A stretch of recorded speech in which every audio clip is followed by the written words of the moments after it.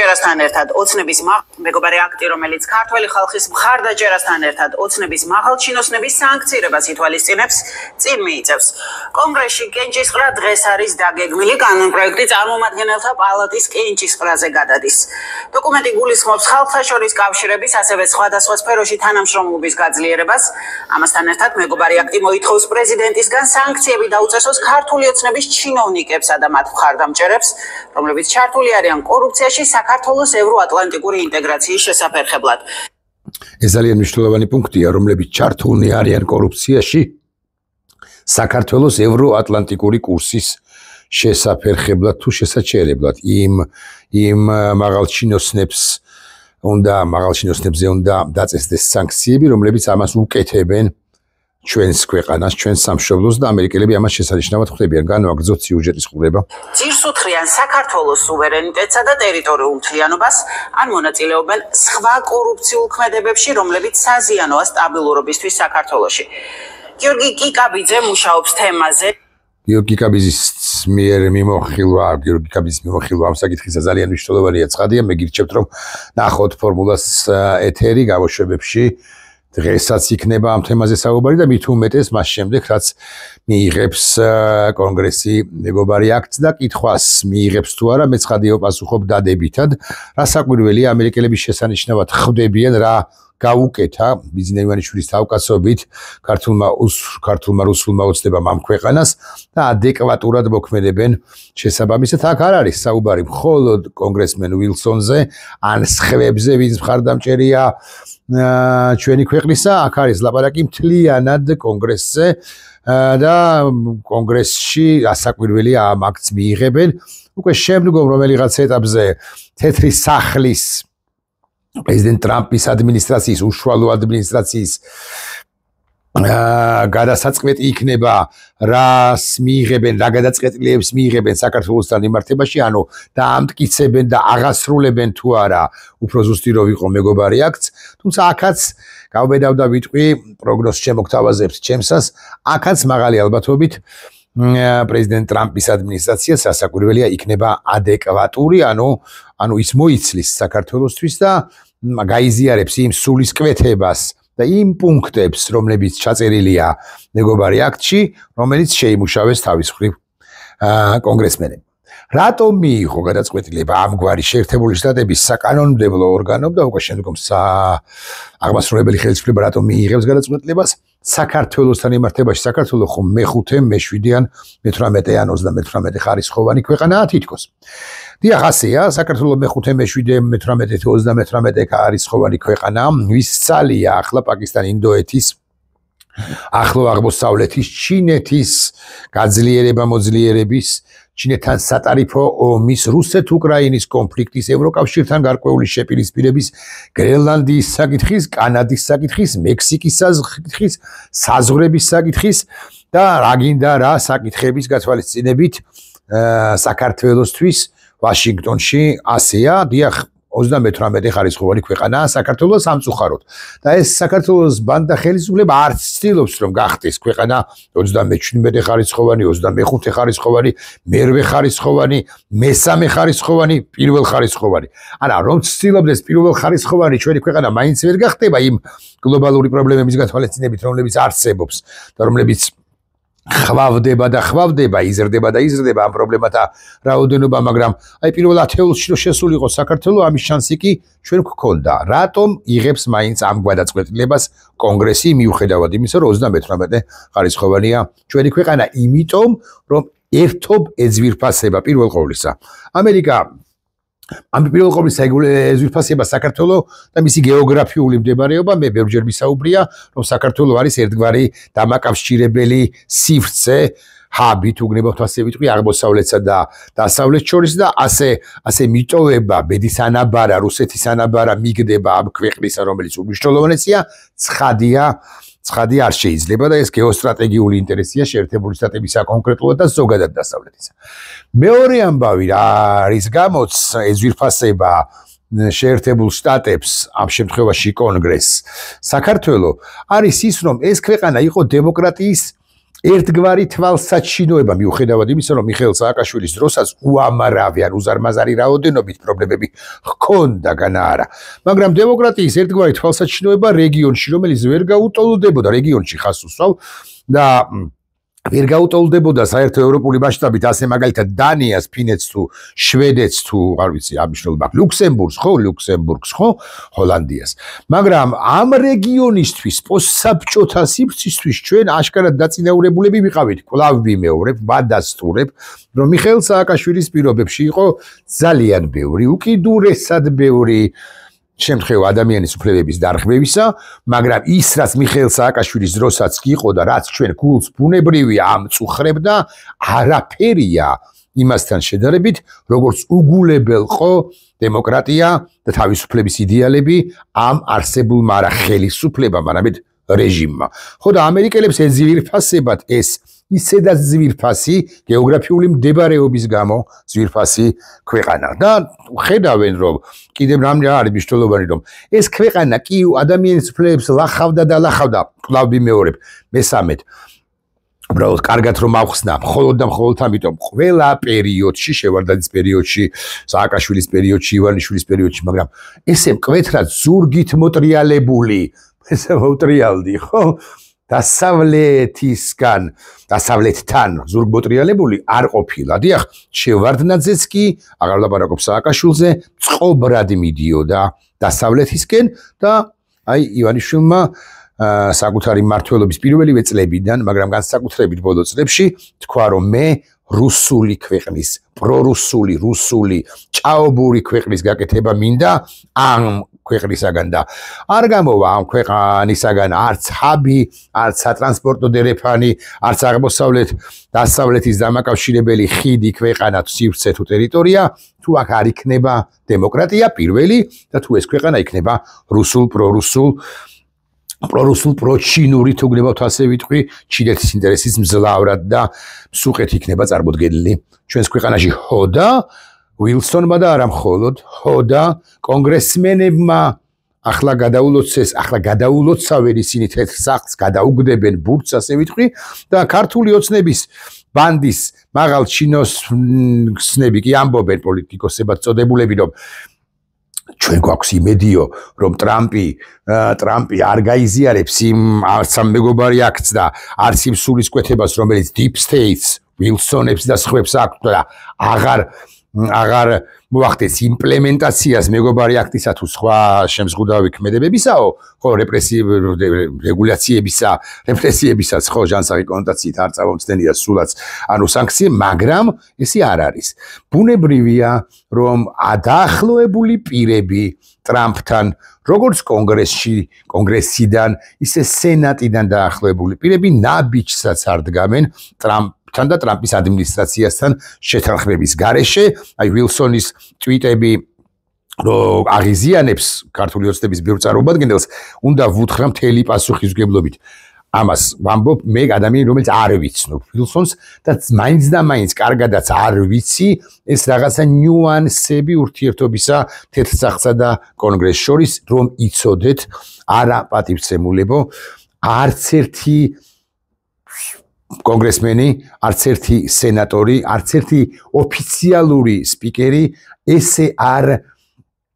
ესოდენ ხშირად არ გაამახვილებდა ყურადღებას რომელიმე ქვეყანაზე მათ შორის საქართველოზე, რომ მთლიანად პოლიტიკის, შემუშავებული პოლიტიკის თაობაზე არ ჰქონდეს არა მარტო ინფორმაცია, არამედ ანალიზი და შეთანხმებულიც არ იყოს შეერთებული შტატების ადმინისტრაციასთან, ახალ ადმინისტრაციასთან, ტრამპის ადმინისტრაციასთან ბარემ რო ვიცოდეთ და აქვე გაგახსენებთ რომ ამასობაში სახელმწიფო დეპარტამენტში და ამერიკის შეერთებულ შტატებში ძლიერდება მაინც ასე უნდა თქვა სახელმწიფო მდივან რუბიოს პოზიციები რომელიც საკრიტიკოა უშუალოდ რუბიო ბევრი მისი ამბივალენტური განცხადების გამო უკრაინასთან მიმართებაში ის ჩაჯდა ერთგვარად იმ დინება სტრიმში რომელიც შესთავაზა უშუალოდ სახელმწიფო დივანს და მთლიანად ამ სტრუქტურას პრეზიდენტმა ტრამპმა არაორდინალური რა ვარქვათ ამას და ასე შემდეგ, მაგრამ რუბიომ გაუძლო, რუბიო ეცადა რომ საკუთარი პოლიტიკაც დაეკორექტირებინა, მოკლედ მესიჯები გარკვეულ შემთხვევებში შეერთებული შტატებიდან, ახერხებდა ალბათ მეტწილად ამას და რუბიო და მისი უწყება აიღებს საკუთარ თავზე საქართველოს პატრონობას ან საქართველოსთან დაკავშირებით საკი გადაწყვეტილების მიღებას ბარემ რომ ვიცოდეთ და ეხლა ამასობაში გადავდივარ მეორე საკითხზე მნიშვნელოვანია ვისზე და ვის დაეკისრება ეს სანქციები შეერთებული შტატებიდან ერთის მხრივ და სანქციები ევროკავშირიდან მეორეს მხრივ ბევრ იმ ადამიანზე და ოჯახის წევრებზეც ბარემ ვიტყვი რომ არ იყოს მე რაღაც გაუგებრობები რომლებიც დღეს არ ჩანან თითქოს ან არ ჩანან რეალურად ანუ მათი გვარსახელები ჩვენ შესაძლოა მათი ნაწილის გვარსახელები ჩვენ შესაძლოა არ ვიცით და ახლა ვის უდრტვინველად ჩუმად თითქოს მშვიდად არის მიგორებული ნებისმიერი სფეროდან მათ შორის ბიზნესის სფეროდანაც ხო ხელისუფლებასთან შეხმატკბილებული ბიზნესის სფეროდან აი ისინიც კი სამშენებლო ბიზნესი იგულისხმება შავი ბიზნესი იგულისხმება ავტო პროდუქტების ბიზნესი იგულისხმება და ასე შემდეგ ბევრს მოხვდება ეს მეგობარი აქტის ხელუყუხმა მოქნეული მეგობარი აქტიდან ხელუყუხმა მოქნეული ხელი ეს ეხება სხვათა შორის პროპაგანდისტებსაც და ასე შემდეგ ევროპულ სანქციებსაც გულისხმობ და სანქციებს შეერთებული შტატებიდანაც ეხლა კითხვა დავსვათ მოახრჩობს თუ არა არ მოახრჩობს ეს სანქციები და მეგობარი აქტი არ მოახრჩობს ბიზინა ივანიშვილის რეჟიმს ეს ხაზგასმით მინდა ვთქვა მაგრამ ყველა ის ვისაც თქვენ ვერ აღმოაჩენთ სიაში რომელიც გამოქვეყნდება უახლოეს დღე-დღეზე მეთქი არ ვაბობ უახლოეს ხანებში კონგრესის მიერ მიღებული მეგობარი აქტის კვალ ყველა ის პირი რომელსაც ვერ აღმოაჩენთ დაფიქრდება იმასთან დაკავშირებით რომ უკვე მომავალ აქტებში არ მოხდეს ისე რომ მათი გვარიც არ ჩაიწეროს და მათი ოჯახის წევრებზეც არ გავცელდეს ახალი ან სხვა გვარი ძიმე ანუ მძიმესი სანქციების შესაბამისად დიახ მეგობარი აქტი მნიშვნელოვანია მეგობარი აქტი და ამგვარი გადაწყვეტილებები დასავლეთისა მნიშვნელოვანია ჩვენთვის მაგრამ არ ეს არის მნიშვნელოვანი მაგრამ არა საკმარისი აუცილებელი მაგრამ არა საკმარისი ეს ალბათ მაინც გააჩენს ბზარებს მართლ ქართულ ოცნებაში ზოგი გავა ღარიბაშვილივით ან სხვაგვარად ზოგს გაიყვანენ ზოგი უცებ გახდება ავად და ამგვარი შემთხვევა უამრავი გვახსოვს არა მხოლოდ სოფლიო არამედ საქართველოს ისტორიიდან ზოგი მოიგონებს და მიიტანს ფორმა 100 იმის თაობაზე რომ აქვს აი ეს დაავადება და ახლა კი აღარ ძალუც აღარ შეუძლია ამასობაში იზრდება წნეხი მიუხედავად იმისა რომ ცოტა მოქალაქეა გასული რუსთაველის გამზირზე იზრდება წნეხი იმიტომ რომ ეს 160 დღიანი პროტესტი თავისი შედეგი მოაქვს და დასავლეთში ბრიფში საელჩო უგზავნის წერილს რო აგე ქართველები კიდევ ერთხელ გავიდნენ რუსთაველზე და არავის ცალია ეხლა დაითვალოს ესე თავები 300 იყო 3000 30000 თუ 300000 და რაღაცა და იქ უბრალოდ ცნობა იმის თაობაზე რომ გავიდნენ და დაისვეს და ასე შემდეგ ამასობაში გაიბზარა ამასობაში ქართული ოცნება ამასობაში აქციებია დასავლეთმა სანქციები დააწესა აქციები ნებისმიერი რამე ამგვარი გაიბზარა და კიდევ არის ერთი ფაქტორი ბიძინა ივანიშვილი რომელიც ჩაფრენილია დიახ ის რუსეთის კაცია მაგრამ მას აქვს ეს სიგიჟემდე მისული ლოტოლვა ვნება არ სიყვარული მისი ფინანსური მდგრადობის მიმართ ის მართლა განიცდის იმას რომ ვიღაცამ ბიტკოინი წაართვა მაგარიც არის კაცი ბაჩიაშვილი ხო ვიღაცამ კრედიტ სუისმა რაღაცა 600 მილიონი წაართვა იქ რაღაც სინგაპურმა რაღაცა თანხები გაუყინა ბრიტანეთი რაღაც თანხებს გაუყინავს და ასე შემდეგ ის განიცდის იმას რომ მას არ ექნება შესაძლებლობა შეხედოს პიკასოს ნახატს ესე ვიტყვი ან მნიშვნელობა ფინანსები დაითვლის ექსელში ხო ამდენი მილიონით ნაკლები რო აქვს ამას სერიოზულად განიცდის და მიუხედავად იმისა რომ რუსეთის კაცია ის ეცდება დაუსხლტეს რუსეთს ამ ვითარებაში რომ უფრო მეტი არ დაკარგოს და ალბათ ოჯახის წევრებიც იმედი მაქვს ხო ფითქინა ბერაც და იაპონიაში გადაბარგებული და ქვია იმას უტა ხო ისინიც მამას ესაუბრებიან რომ მამა ესე შეიძლება საერთოდ გადავიჩეხოთ არა, გადავიჩეხოთ ჩვენ. იმედი მაქვს ესაუბრებიან, ეხლა ცნობა ამის თაობაზე ბუნებრივია. არ მაქვს, ხო და ეხლა კიდევ ერთი თემა ბარემ პატარა, აი 3 წუთი არ მოუნდები, 7-ში ქართულმა ოცნებამ, დღეს 5 რიცხვია. დღეს 5 რიცხვია, 5 რიცხვია, 7-ში ანუ 2 დღის შემდეგ ქართულმა ოცნებამ ჩანიშნა ყრილობა. ცხადია ფსევდო ყრილობა, ცხადია ყველაფერი იცის, გადაწყვეტილება იმასთან დაკავშირებით, ვინ უნდა გახდეს პარტიის ახალი თავმჯდომარე ხსენებული ირაკლი ღარიბაშვილის წასვლის გათვალისწინებით რასაკვირველია მიღებული აქვს ქართულ რუსულ ოცნებას და უშუალოდ ბიზინა ივანიშვილს პერსონალურად რასაკვირველია, მაგრამ ესე აი ეხლა რაღაც კონფერენციებს ატარებენ რაიონებში. ტყუილი ამბავია ეს, მაგრამ მაინც ხალხს ეკითხებიან, ხო? და ასე შემდეგ. ეხლა მე არ ვიცი, გულახდილად გეტყვით, ვინ იქნება ქართული ოცნების ბანდის, პარტიის მომავალი თავმჯდომარე. გულახდილად გეტყვით, ფიქრი მაინც მიმირბის ირაკლი კობახიძისაკენ.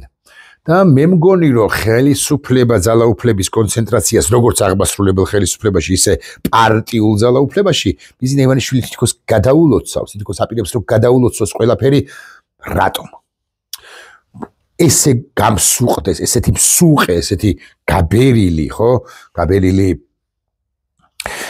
რომელიმე მწერი იყოს, გაბერილი რომელიმე მწერად იქცეს ირაკლი კობახიძე. ვერსია, მეც მაქვს ეს ვერსია, არ გეგონოთ რომ ვინმე სხვაზე ვლაპარაკობ. ვერსია რომ როდესაც მსუყე გაჟღენთილი იქნება ერთი მწერი, მერე იმისი გაჭყრეტვა იქნება აუცილებელი, ეს ვერსია არის არგუმენტირებული, მეც მაქვს ეს ვერსია, რომ ბიზინა მერე უკვე ერთიანად დაესხმება მას თავს და ერთიანად მოსხიპავს მასაც და მისი გუნდის წევრებსაც. თუმცა ყველა ვერსია იმიტომ არის ვერსია და არა ფაქტი, რომ ის შეიძლება იყოს ცდარი. და შეიძლება ასე სულაც არ მოხდეს. ნუ ეს ვერსიაც არსებობს, მე მისაუბრია რომ რუსეთი აძლიერებს მეორე ფრთას კობახიძის სახით. სხვა ვერსიებიც არსებობს და ასე შემდეგ. მაგრამ ახლა მე სხვაგვარად დავინახავ ამ საკითხს. ვინ თუ არა ირაკლი კობახიძე პარტიის ლიდერად? იმიტომ რომ პარტიის ლიდერი ვინც არის, ის თუ კობახიძე არ იქნება, ის ავტომატურად ერთგვარად ავტომატურად იგულისხმება რომ მომავალი პრემიერ-მინისტრია. და ვინ? ლევან დავითაშვილი, მე მაქვს ეგ ვერსია საფუძვლიერი, მე კი არა მაქვს რაღაც წყაროების განმოწოდებული ინფორმაციის თანახმად ანალიზის შემოგთავაზით რამდენიმე ხნის წინ ლევან დავითაშვილი იქნება მომავალი პრემიერ-მინისტრი, მეთქი, მაგრამ მე სულაც არ მithქვამს რომ პარტიის თავმჯდომარე იქნება მეთქი. ანუ რაღაცეები ხდება ქართულ ოცნებაში და ბიზინა, რომელიც ჭვრეტს ამ მომავალს, ის ეცდება დაუსხლტეს რა რუსეთს, ეცდება ოღონდ ძალიან დიდი შიშიც აქვს პოლონიუმის ჩაყრისა ჩაისჭიქაში უზმოზე ეცდება და ღმერთმა უწყის ვის დანიშნავს უკვე გადაწყვეტილი კი არის, მაგრამ ვის დანიშნავს, ვინ შეიძლება იყოს კობახიძის გარდა დავითაშვილი, არ ვიცი. სხვა მე მგონი არც არავინ, ანუ ვერავის ვერ ვხედავთ სხვას ისეც რომელიც დააბალანსებდა ამდენად სწორი სხვა არ ვიცი, მაგრამ რომელიც აი პარტიას გაუძღვებოდა. ამავდროულად ჩემს ხელთ არსებული ინფორმაციით მაინც და მაინც დიდი პოპულარობით თუ ავტორიტეტით უშუალოდ პარტიაში ხო იქ ვიღაც ტიპები დადიან, გამოდიან, ყოველდღიური ურთიერთობა აქვთ, ვიღაცა მოსწონთ, ვიღაცა უყვართ, ვიღაცა ზულთ, ვიღაცა რაღაც თავისი კომუნიკაცია. ეს კობახიძე მაინც და მაინც დიდი პოპულარობით არ სარგებლობს და პარტიამ თან უნდა მიხედოს საკუთარ თავს. აქტო არჩევნები ახლოვდება, ეგრეთ წოდებული არჩევნები და პარტიამ უნდა საკუთარ თავს მიხედოს, ის უნდა გაძლიერდეს და გამსუყდეს, ხო? მართლა ყველა რაიონი აქვს, მოსაგები ესე უნდა ყოველ შემთხვევაში.